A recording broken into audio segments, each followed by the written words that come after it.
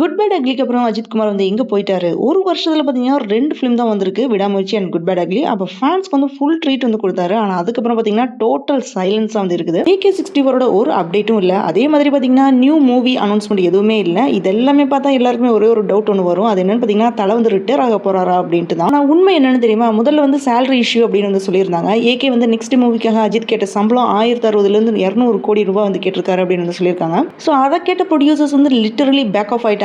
ஏன்னு பார்த்தீங்கன்னா good bad ugly வந்து பெரிய லாபம் தரல அப்படின்னு வந்து சொல்றாங்க அவங்க எண்டில் இருந்து. அதனால பெரிய பட்ஜெட்ல வந்து ரிஸ்க் எடுக்க வந்து தயக்கத்தில் வந்து இருக்காங்க. நெக்ஸ்ட்டாக பார்த்தீங்கன்னா அஜித் வந்து கார் ரேசிங்ல வந்து பேஷனாக இருக்கிறதுனால சினிமா விட இப்போ அஜித் வந்து ஃபோக்கஸ் பண்ணுறது கார் ரேசிங் தான். துபாய், பெல்ஜியம், ஸ்பெயின் அப்படின்னு உலகமே வந்து சுற்றிட்டு இருக்காரு. 2026 அண்ட் 27 ஃபுல் ஷெட்யூல் வந்து ஆல்ரெடி வந்து ஃபிக்ஸ் ஆயிடுச்சு. அதுக்குள்ள மூவி கமிட் பண்ணுறதெல்லாம் சான்ஸே இல்லை அப்படின்னு இன்சைடர்ஸ் வந்து சொல்லிட்டு இருக்காங்க. அப்போ அஜித் வந்து இப்போ சினிமாவை விட லைஃபை வந்து என்ஜாய் பண்ணுற ஃபேஸில் தான் வந்து இருக்காரு. ஆனால் இதில் பெரிய கொஸ்டின் என்னன்னு தெரியுமா? இது வந்து டெம்பரரி பிரேக்கா இல்லை சைலண்ட் ரிட்டையர்மெண்டா? இதுக்கான ஆன்சர் இன்னுமே வந்து மிஸ்ட்ரியாக தான் வந்து இருக்குது. தல திரும்ப வருவாரா இல்லையா அப்படின்றது எதுவும் தெரியல. அது அவர் தான் வந்து சொல்லணும். அது வரைக்கும் நம்ம வெயிட் பண்ணுவோம்.